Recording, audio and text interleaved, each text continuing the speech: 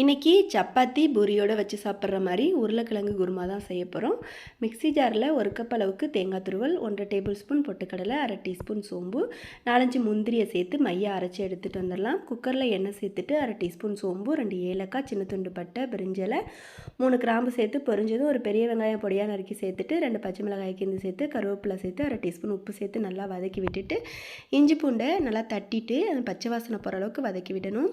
ஒரு தக்காளி பழம் மையாக அரைச்சி சேர்த்து அதையும் நல்லா வதக்கி விட்டுட்டு 1 டீஸ்பூன் தனி மிளகாய்த்தூள், 1 டீஸ்பூன் மல்லித்தூள், 1/4 டீஸ்பூன் மஞ்சள் தூள், 1/2 டீஸ்பூன் கரம் மசாலா சேர்த்து வதக்கி விட்டுட்டு 2 உருளைக்கிழங்கு தோல் சீவிட்டு பெரிய கண்டமாக சேர்த்து அதையும் நல்லா வதக்கின பிறகு அரைச்சி வச்சுருந்த தேங்காய் விழுது 1/2 கப் தண்ணி சேர்த்து கலந்து விட்டு மூடி போட்டு வெயிட்டு போட்டு 2 விசில் விட்டு எடுத்தோன்னா ரொம்பவே சூப்பரான உருளைக்கிழங்கு குருமா ரெடி ஆகிடும். சப்பாத்தி பூரி கூட ரொம்ப நல்லாயிருக்கும். ட்ரை பண்ணி பாருங்கள்.